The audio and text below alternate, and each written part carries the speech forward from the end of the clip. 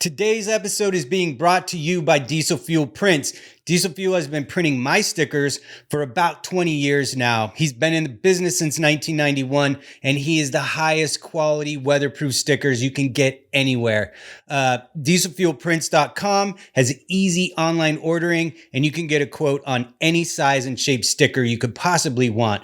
Full color printing, as well as black and white printing, starting as low as $25 for 125 pieces. Shipping's always free, and you can check that out at dieselfuelprints.com. And at checkout, if you use the discount code AWP 2021, my listeners will get 10% off of their order. So yeah, check it out. Hey everybody, welcome back to the Anyway Whatever podcast. For episode 81, we have our old friend Dan Snow back in. Dan's the most frequent guest on this show, and we like sitting around and talking about Stephen King stuff. So today we're going to talk about some of our favorite short stories by Stephen King, and one of which is a story called Trucks that got made into the movie Maximum Overdrive. So for this episode 81, we're going to talk about 4 or 5 other stories of his that we like, and then for next week we're just going to do a whole episode just about Maximum Overdrive because it's such an amazingly crazy movie. We deep dive into a bunch of crazy, not well-known facts about that movie and production. It's really fun. Both these episodes are great, especially if you're a huge Stephen King fan like the two of us. This is the last two before I go on the hiatus. I don't know if and when the show will come back. I appreciate, like I said on the last episode 80, I appreciate the listeners so much. You guys have been so amazing along this podcast ride for me. And so I wanted to do a cool, fun episode for the last two. And as always, all of the links down below will be, for the, well, I guess at this point, you don't really need to subscribe to the Patreon. But yeah, again, there's all the information down below. Some links to one thing in particular. There's a link to a YouTube video that we talk about with Stephen King talking to the guys from AC/DC about the soundtrack of the film. That's amazing. So yeah, let's get to the episode 81. And then next week will be episode 82.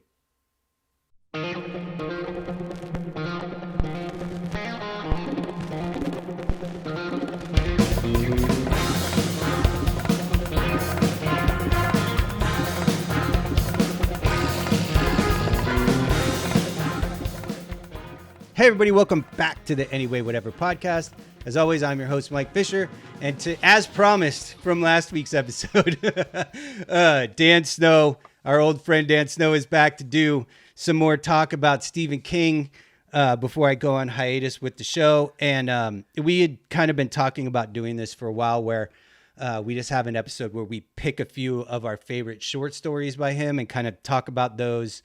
And then over the course of that, one of our favorite stories was Trucks that got turned into the movie Maximum Overdrive.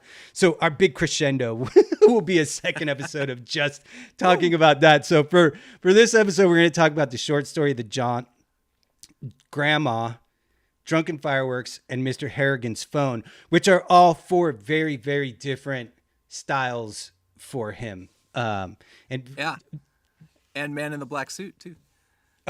Oh, that's right. Man in the Black Suit. I didn't have that on the list. That's right. Yeah. You got senioritis. Had a senior moment. How are you, Dan? I'm doing great, man.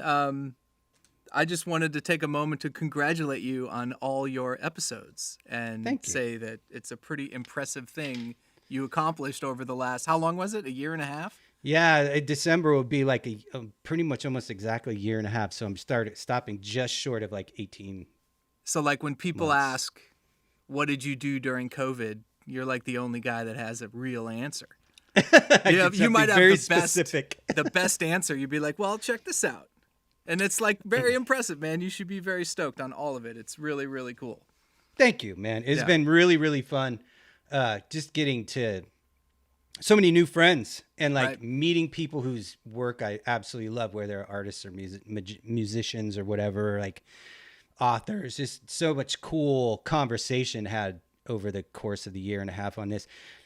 Not least of which is my time spent talking to Dan Snow, which is always time well spent as far as I'm concerned. All right. Fantastic.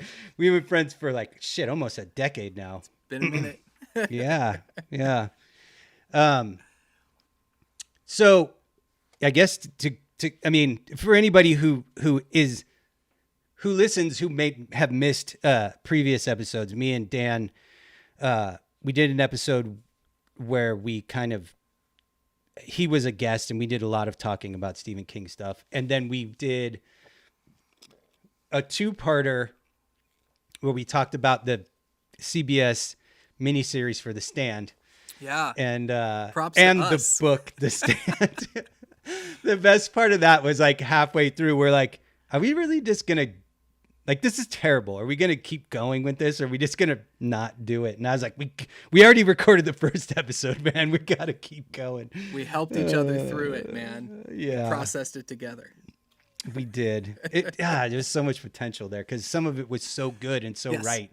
And then I just don't know. There's still things I'm mad about, how you screw up the whole Vegas concept as badly as they did. Which I think at the end of the day for me, thinking back on it now, now that I don't have the entirety in my mind, that's the thing that sticks out. Is they screwed up Vegas so bad. And I don't even remember the other stuff they screwed up that made me mad, but that was a big one. They screwed up. They screwed up trash. That was my. Oh, that's right. But that's a big part of Vegas. I don't want to bring it all back. We talked about it. Oh. So, I want to get going on the short story, The Jaunt, which I read first in high school. Is that in Night Shift? It's in Night Shift, right? Yeah, it's in Skeleton Crew. Skeleton Crew. So Skeleton I made Crew a quick. Night Shift, yeah, Night Shift was first, then different seasons, then Skeleton Crew, and I think he's got 11 short story collections, which are so great, and there's so many different ways he goes with things, and they're just like candy, all of them. They're all so good. Yeah, as a teenager, finding those books in my dad's library of books was that's what hooked me on Stephen King, was the short stories. I think me too. Yeah. Because you would look at it, or, at that time, I think, and it was so big, or The Stand, and it was so long. And then, getting these shorter ones definitely hooked us for sure. But and it would help you get his beats, Yes. You get comfortable with how he writes and story tells and stuff like that. So it was easier to start getting into the longer, more involved stories. Yeah, so Jaunt was Skeleton Crew. I was 14 when I read it. I would have probably been a little younger than that. Yeah. That's when it was around. Did it come out in 84? 85. No. Yeah. Okay. 85. So I would have read it whenever it first came out. So I would have been, 15. Mm-hmm. So it's sci-fi. And I think it was the first thing I ever read that really scared me in a existential, cosmic way.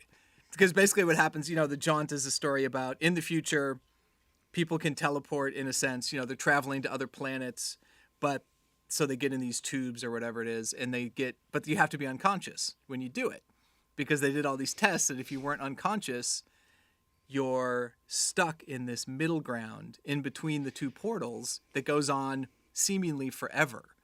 Your mind is stuck there. Your body will come through, but your mind is stuck in the vortex of time. Yeah, so they would do these tests, and spoiler alert, by the way. This entire episode is just we're going to tell you the plot and beginning and end of every single one of these stories. So if you haven't read them, you might want to go read them and come back. But I'll also put spoiler alerts all over the titles and stuff on this so people don't get. Yeah, but it's it's a quick story, and basically what happens is at the end of it, a kid goes through with his family, but he's like a troublemaker, like a prankster, and he holds his breath when they give him the gas. And so the family comes out the other end, and I feel like the whole story ends in it's one paragraph. It's super fast.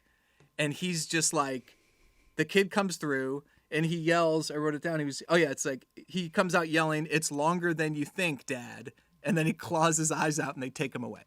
And I remember as a 14-year-old going, whoa, like that introduced me to such big concepts of terror and madness. Like it freaked me out for a while. Yeah, dude.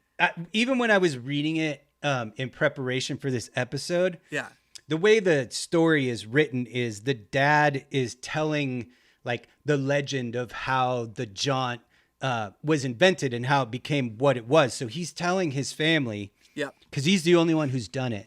Right. And they're doing it for the first time. So he's telling the wife and kids like this story about how with, the inventor and how it was invented. And the whole time is like the sands through the hourglass of the stewardesses coming to put them under to go on the jaunt. So it's like, there's this tension of like, you're learning about, and like the whole time I was reading it, I was like, okay, like she's got to be getting close to them to give them the gas. Cause I could not remember. Yeah. Been so long since I read, I could not remember what the final, finisher was, the climax. And so I was sitting there reading it and I was like, I remember this. But I couldn't remember what happened. And then I was like, oh dude, that's so good. And it's just like, just that dread. It's like, it reminded me, the tension of reading it reminded me kind of like when you're a kid and you're at the doctor and you've got to get a shot and they're like preparing the shot and they're like in the room moving around. You're just like, you don't know, it's coming. You don't know what exactly it's going to happen. It's like, it was like a similar feeling for me, like rereading that. Yeah. And it's like a Twilight Zone episode a little bit because it has like a little thing at the end, but it's so scary, like to think about. And yeah, like I said, like he can do sci-fi, just as well, as all the other stuff, in my opinion. So, well, I think that's the thing that the world has learned about Stephen King over the course of his career is he can tell you any story. Right. He can tell you, he can tell you the Shawshank Redemption, which has no terror, it has no sci-fi, it has no nothing. It's just a fantastic story. Yeah. Or he can tell you it, or he can tell you The Stand or The Jaunt or any of these different ways that he can tell you stories. That's like, that I just don't think I can think of too many authors who stray as far away from their central ground. Yeah. Successfully as he does. It's impressive. It's a thing. Like people always think, oh, he's that horror guy. And they made all those really terrible movies in the 80s about his stories. And it's like, you should have been reading because you missed a lot of stuff. He can give you a romance novel for Christ's sake. Yeah, that's true. There's one of the Dark Tower books dips into that a little too much, but well, then there's like Rose Madder and even 11/22/63. Yeah, there was a heavy romance there. Yeah. What was the one where Doomakey? Doomakey. Yeah. That was more or less a love story, wasn't it? His Florida stuff is a whole other thing. He's got this Florida vibe with those short stories and with that book and Just After Sunset that's so different and so cool. And I want to go back and like, that's going to be like the next thing I go back to is all his Florida stuff.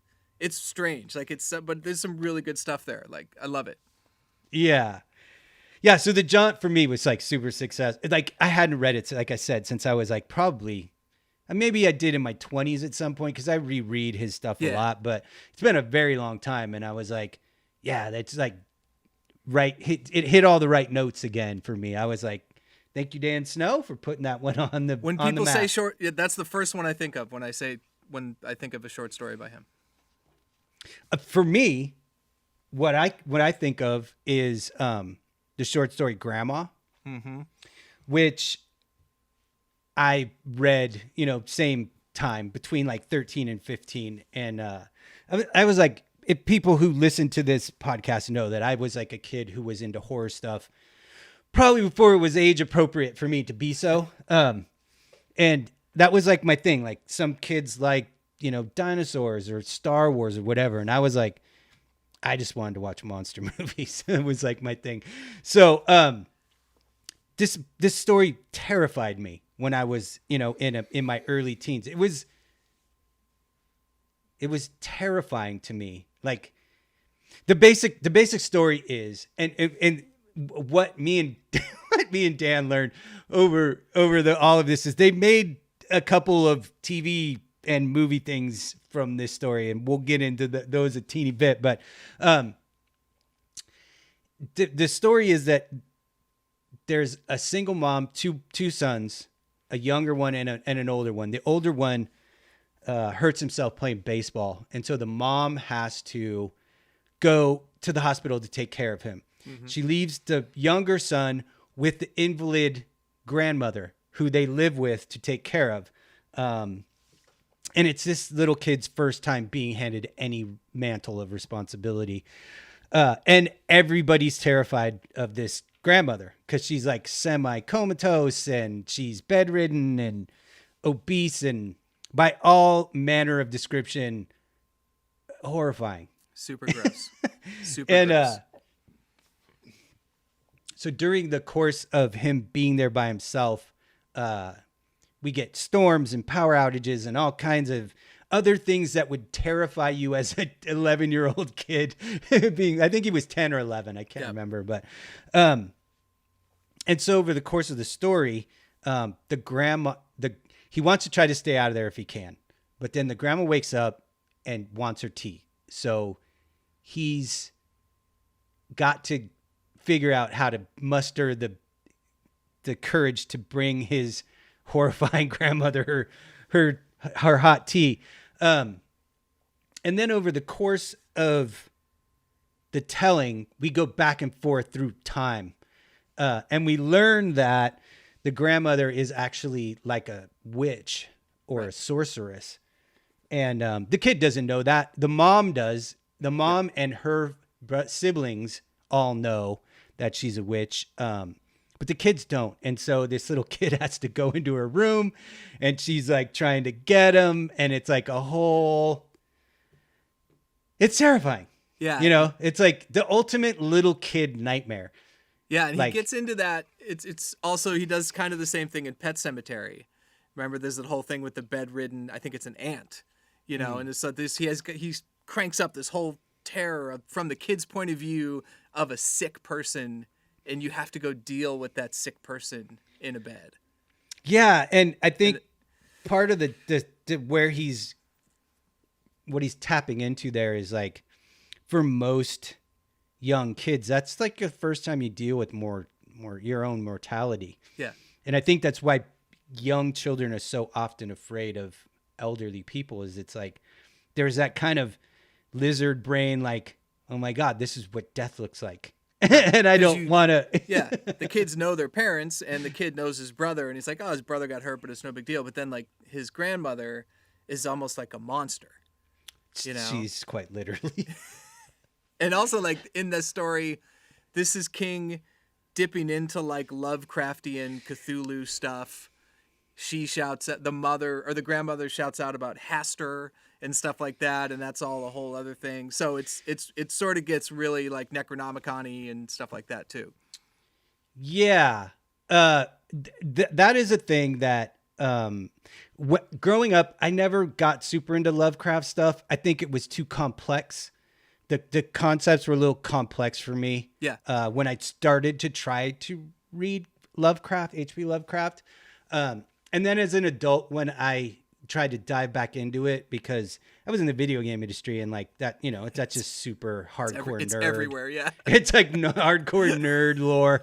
And so like, you know, I'd be working with other artists and they'd be sketching Cthulhu stuff and I'd be like, oh, those creatures are so cool. And I'd get bits and pieces, you know, and then I tried to read some of the stuff again. And there was actually a collection of short stories Lovecraft inspired, and there was a couple Stephen King in there, and that's one of the reasons why I bought that book to try to get into Lovecraft for that reason. But again, Lovecraft is like the Moby Dick of horror science fiction. It's like so detailed. Right. But it's also like, detailed. It's super repetitive. It's a little racist. It's super dated.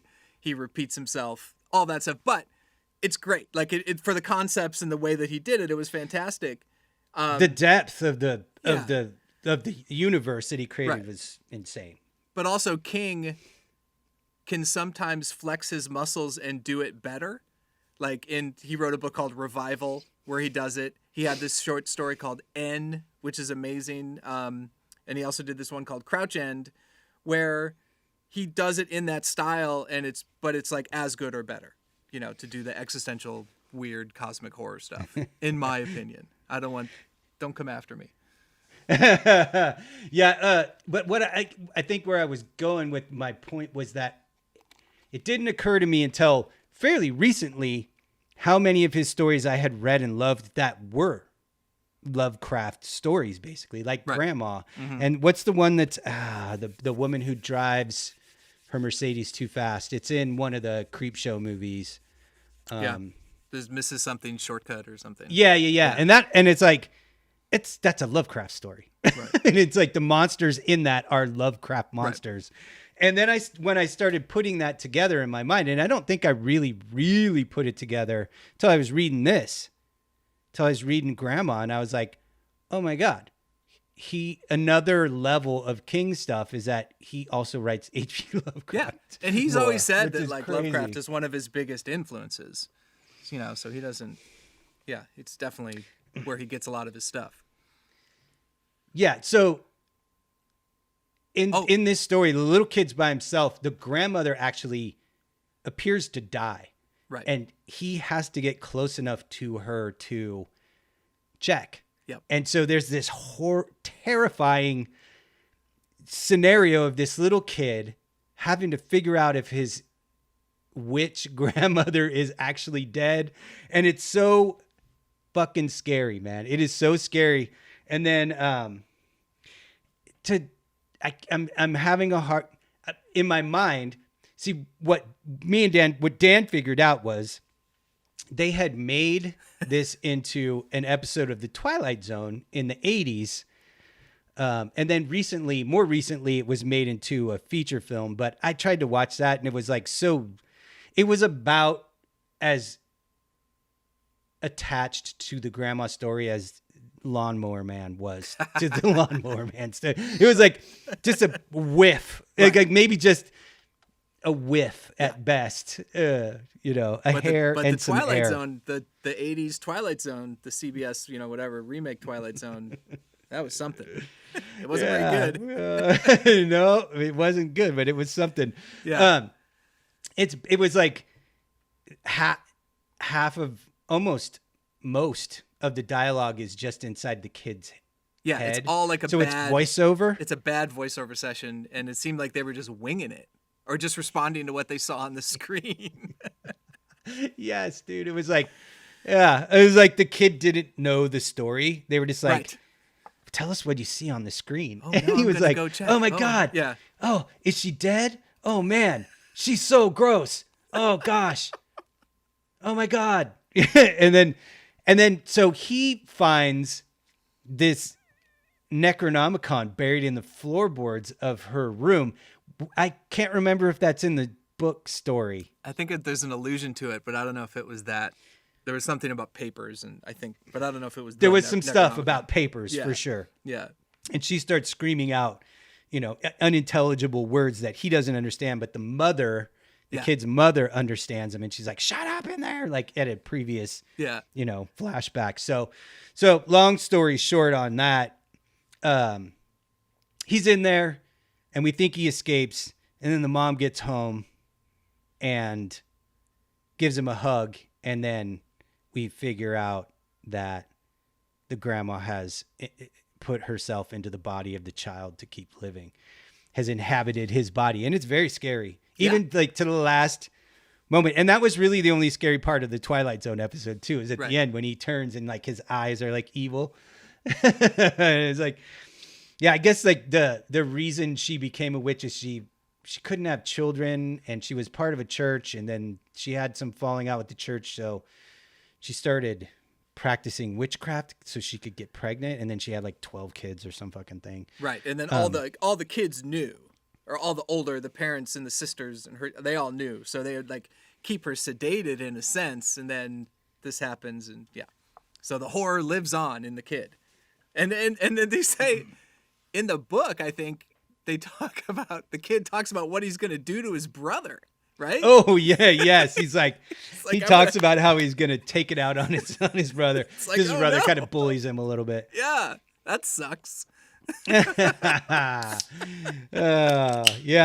But that is a terrifying story. This is a super scary story. Yeah. And as a kid, like I remember as a kid, like my prime reading time was before bed, of course. Sure. And so I'd like be, it's like in my dark room, like reading that story and just being like the hairs on the back of my neck standing up, Yeah. Which is the same thing that happened to me with when I read it, around the same time period. Is it was like I was saying, I loved horror stuff, and I was not scared of many horror related things, but I would have times where I had to stop reading it. Yeah. Like I had to put it down. I was like, I gotta go to bed. This is heavy shit. And we were talking, I had just this week watched for the first time It Chapter 2. I really loved the first It of this ones that just came out in the last decade. Loved it. And I know it was kind of hit or miss, I think, with a lot of people, but I thought it was as good as you could do justice to that book. Yeah. But for some reason, and you said this, I think my brother-in-law said same thing as me. He's like, I loved it, but then I never watched the second one. Yeah. He's like, for some reason. It lost a little steam. It's still good, but yeah, it's just a different. The first one is so good and so scary, and the kids are so good that I really liked the second one though. Yeah, it's good. Yeah, I really liked it a lot. Yeah. I thought that the casting for the adults was really, really, really well done. Like the adults and the kids were cast so well to look like each other. They really did look like what the adult version of the kid would be. Well, that's what with the exception of the girl, maybe a little bit. Yeah, but that's Jessica what you can Chastain do with was definitely not as tomboyish as the other girl, but true. But that's what you can do with a huge pile of money. Yeah. Yeah. Yes, indeed. They were like, yes. And I thought Bill Skarsgård was fantastic Pennywise. I know there were a lot of people who were like, nah, I didn't really like it. Wasn't scary or whatever. I thought it was terrifying. I thought it was really good. Absolutely. All those Skarsgårds are always good. They're everywhere. Then there's even Skarsgårds who aren't part of that Skarsgårds family. They're everywhere in this damn town. Not to get off track into the It land too much, because we could definitely do a 2-part episode of just It if we wanted to. So we both of us wanted to pick a more modern, one of his newer short stories. And so you had picked The Man in the Black Suit, which I had never read. I've said before during our conversations that I don't have enough time to read so much anymore. And when he said he retired 20 years ago, I took him for his word and I stopped looking for his books. And so I'm so incredibly far behind on Stephen King stuff. It was nice for us to do this so that I could be put in a position where I had to read some stuff. There you go. So I got to read Man in the Black Suit, Drunken Fireworks, and Mr. Harrigan's Phone, which were all newer stories of his and all very different. But Man in the Black Suit, of the 3 newer ones, was the most prime King at his best. Like it's like a shorter version of It. It's like like instead of the long ball, it's like the fastball version of It. Yeah, and it was Man in the Black Suit was 1994. So it was it was still not super new. It was. Did he write that in 1994? Yeah, 1994. It was in Everything's Eventual, which came out in 2002. That's why I wouldn't have. So it's like seen it. So I'm sure it appeared somewhere before that, but no one really saw it until it hit, the short story collection. It's basically magazine. It's about a kid who wakes up and has a confrontation with the devil. And I also view it as like a precursor to the Slenderman, because that's the description. And this was, Slenderman didn't come out until 2009, 2010. So it's like, but that's the description of what you're looking at. And so the kid wakes up, he's got a bee on his nose, And this guy there is this tall guy in a black suit, and he's like telling him all this crazy shit and kills the bee for him. And it's just this great story about a little kid in the country who does not know. He went to go fishing, right? Yeah, and he just doesn't know what he's dealing with.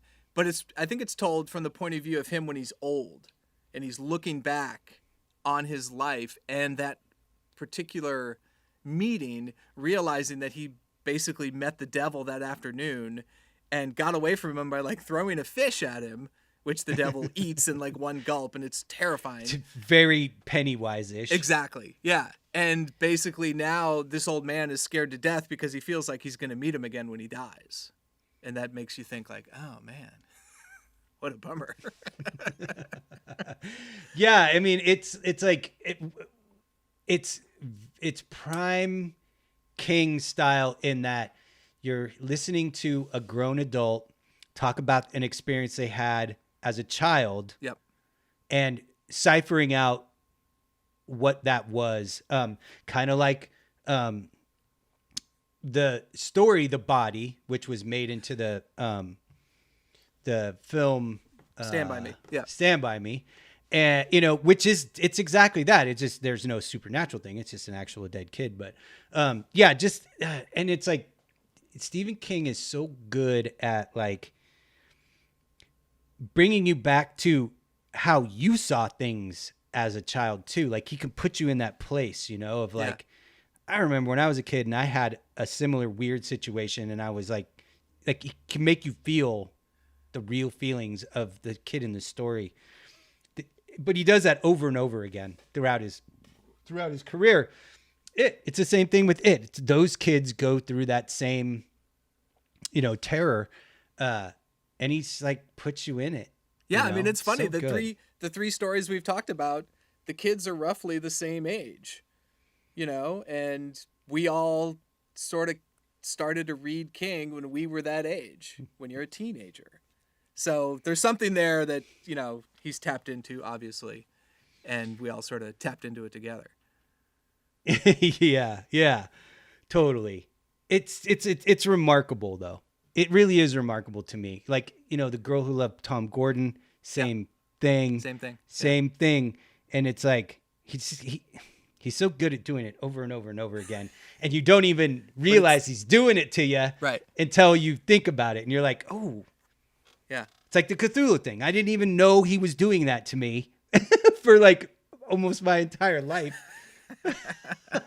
I guess maybe all scary stuff comes from the same place, you know? Yeah, well, I think it does, right? I mean, it's like, I think it's common also across like every culture throughout time and region. Like a lot of that stuff all comes from the same place. It's like the place of, I don't want to die, but I know eventually I'm going to die, and how you sort that out as a child. Yeah, and as an aside, I'm thinking about how he has come at it from almost every age group, because like a book like Insomnia, that's the main guy and that's pretty old, you know, or Hearts in Atlantis is the same thing. So it's like he can come at it from a kid, from a parent, like Pet Sematary. So if you're a parent and you read that, it's a lot different than when you were 14 and you read it. So it's like at different points in your life, the stories hit you differently. And I'm sure he has different relationships with them as well, based on his like sobriety, age, you know, what happened before the accident, after the accident. So it's like he's done so good at coming at everything from all these different perspectives, which is kind of amazing. Yeah, like, you know, I kind of mentioned in the beginning, I think that culturally speaking, in the United States of America, his books are as read or more read than almost any other author ever. I think like the Bible's the only book more read than Stephen King books. Right. And I think sometimes people don't take him and his work very seriously, just as like not in the smaller worlds of his fandom, but like, just like you tell somebody you like Stephen King and they're like, oh, you know, it's like, I don't think enough people understand how important his work is, because like we were saying, it just covers such a broad range of, it's not just scary stories. Mm-hmm. You know what I mean? And Mm-hmm. I think he gets boxed into that a little too often. But a story like The Man in the Black Suit is him being his scariest at his very best. Oh, when he just lets it rip. Yeah. Right out of the gate. It's like, he's like right out of the gate. It's so good. And it's funny because one of the things that over a lifetime of reading his books and watching his movies, and we've talked about before, like how at some point, kind of, I think it was Shawshank. I think at Shawshank Redemption and The Green Mile, Hollywood was like, oh, we can make real movies out of his stuff. We don't have to make these like Cujo and Firestarter, these throwaway, kind of low budget films. We can make real cinema out of Stephen King stories, and that's getting poured on pretty heavy in the current time. I have some theories about that when we talk about Maximum Overdrive. Maximum Overdrive, it's coming. We're coming for you with the Max Overdrive. Yeah, like I said, like I watched it last night. I was like, I still love it so much, but we'll get into that. Save it. So the next one we're going to chit chat real quick about, which I just found out is being turned into a movie starring Donald Sutherland as the main titular character. That makes sense. Yeah, did you not know that? I did not know that. The story is Mr. Harrigan's Phone. It's a tale basically about an iPhone. Yep. And the relationship that it creates between a young man and an elderly man. But we're back into a similar conversation. Yeah. Where there's of course, in Maine, where everything in Stephen King's world happens, either the Florida Keys or Maine. Very little anywhere else. Right. I guess in The Talisman we got Hollywood too. But that was a road movie, road story. I keep seeing that's in some level of production, and I cannot wait for it to be made, because if they make that into a series, it's going to be so good, even if it's a miniseries. That's when we'll be back. Probably 2 or 3 years from now, The Talisman will hit Netflix, and we'll be like, we're back. Yeah, I don't know, because they could make it like they did The Stand, and then we'll both be mad. We'll be cautiously back. No, I think Spielberg's on this one, and I think the Stranger Things guys are on it. So it's really? I think so. I have to double check, but that's what I remember. Man. So it's going to be fine.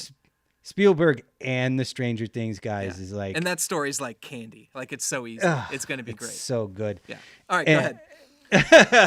So Mr. Harrigan's Phone is a story about a kid who's like high school age, lives with this single father in rural Maine, and an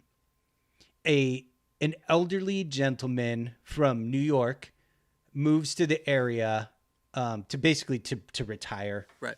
He's like, and they kind of allude to the fact over time that maybe he's like mafia connected, or but he's very wealthy, and he ends up hiring this high school kid to do work around the house, because he's an old man, and mow the lawns and clean up and stuff. And then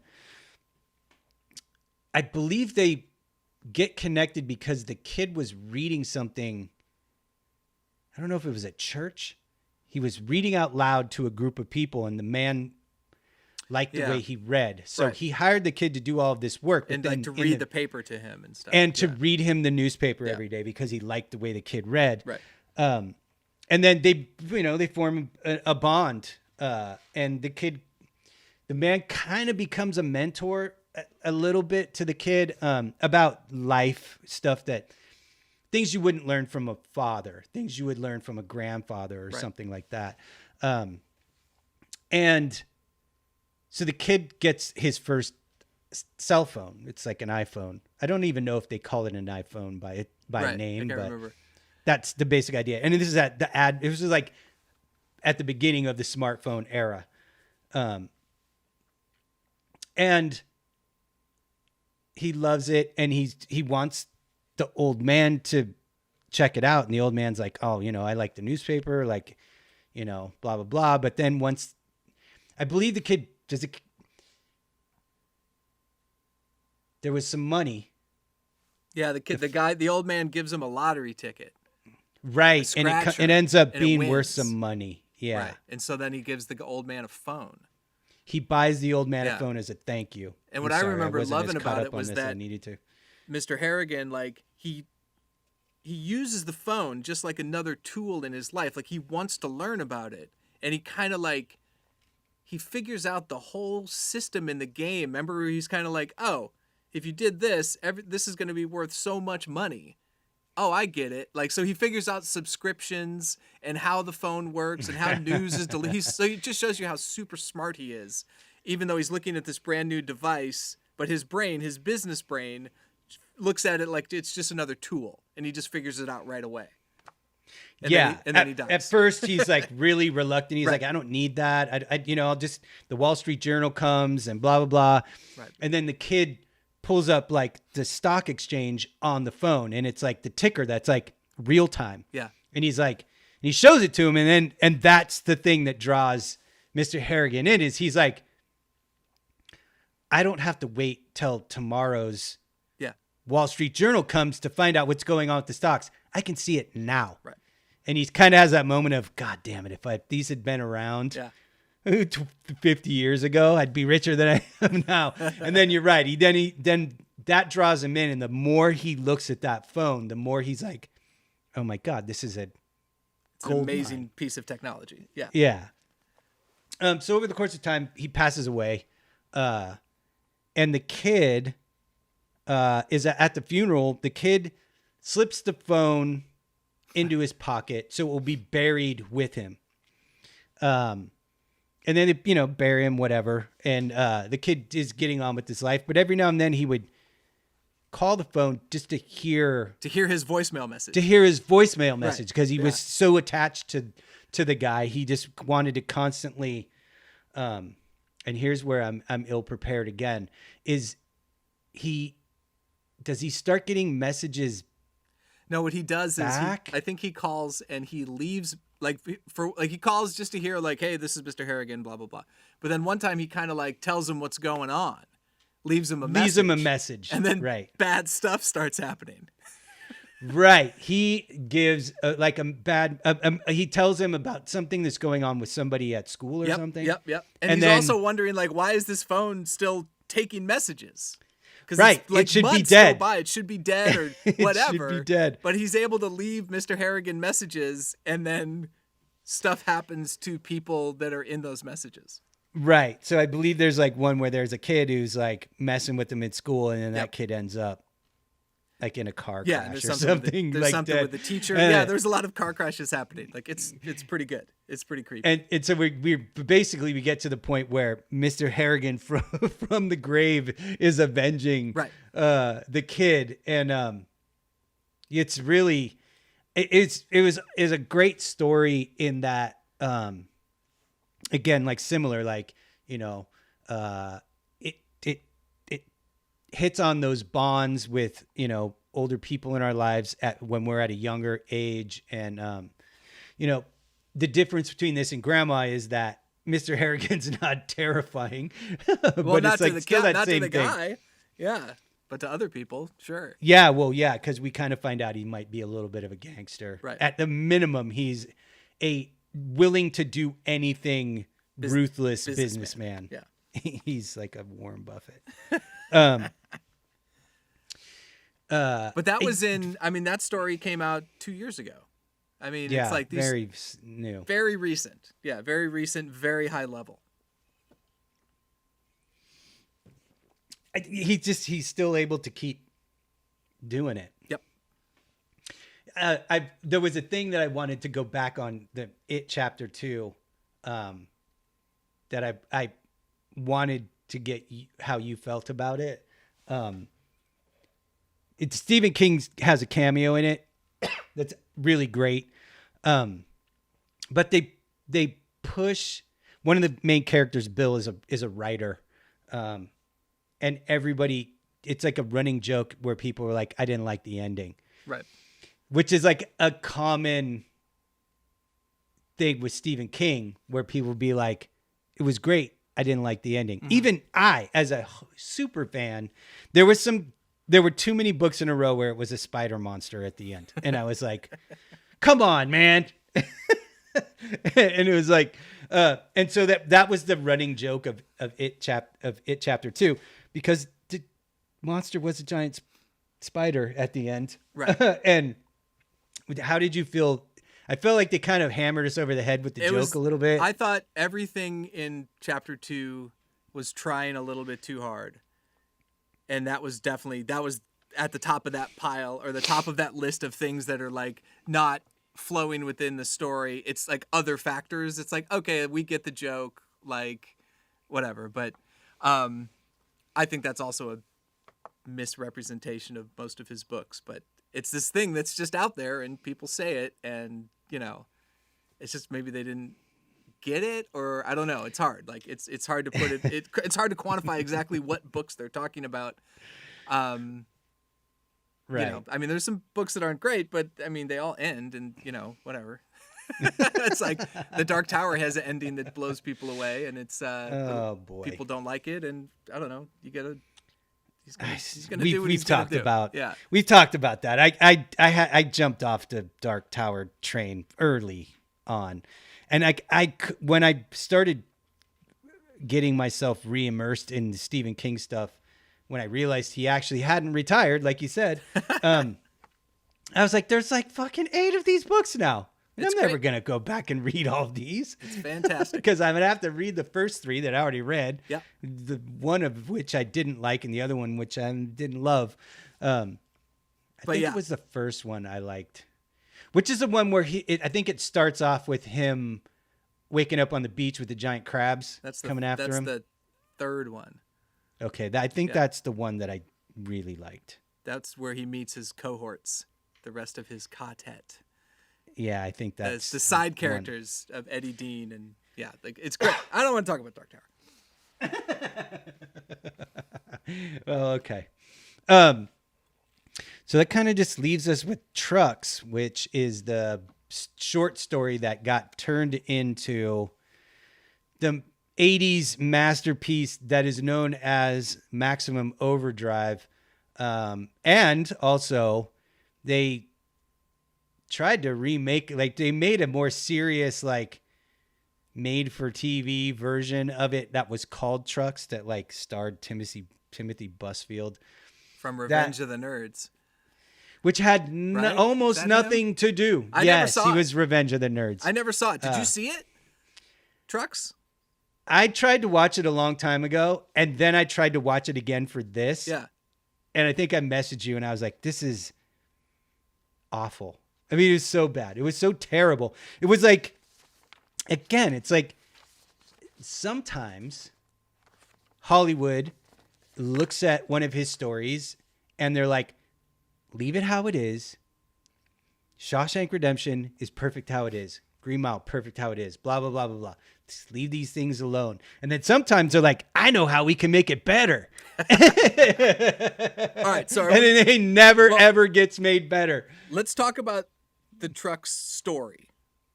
Okay. First. Are we, let's talk about that, and then we'll talk about the movie.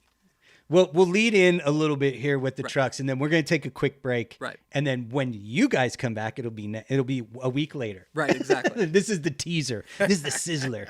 So the story Trucks, if you are unfamiliar with Maximum Overdrive or the story Trucks, is about a comet goes over Earth, and Earth is in the tail of the comet for a week. In the movie. And wasn't that also in the story? I don't think so. Okay, well that's in the maybe in the book we never. I feel like it is. I'm not sure. I don't anyway, think so. I've been so busy I've forgotten. Like we read all of these stories like in at the beginning of the summer, like 4 months ago. So anyway, all of the trucks and vehicles of the world start automating themselves. Right. They drive by themselves, and they are trying to kill all of humanity, like subjugate humanity, to do their will. And so, you know, all the things that you would associate with that. Lots of people getting run over. Yeah, like Trucks was 1973. It was very Did short. he write that in 73? 1973. Very short. It's very short.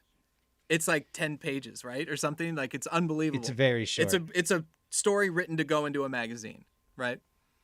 And it's super bleak. There's no real resolution. There's just like a middle, and then you're like, man, that sucks. And everyone's bummed. So basically, like, the big takeaway is that the people are trapped at the truck stop, and one of them is like, well, we'll just wait them out. They're going to run out of gas. But then you realize that, like, the truck pulls up and they just start honking, and then they sort of make people come out and pump the gas. Because if they don't, they refill the tanks. To refill the tank. So if they don't, they're just going to run over the whole truck stop. And then that's it. That's the story. Right? Like, at the end of the story, they look up and there's like 2 airplanes flying by, and the last line is like, I bet they don't even have pilots or something, and like, that's it. Super short. Wrote it a long time ago. That's Trucks. Very sad and, hardcore. Yeah. Yeah. And then somebody, Stephen King, I believe, was like, let's make a whole movie out of it. Yeah. And that's where we will come back and talk about Maximum Overdrive.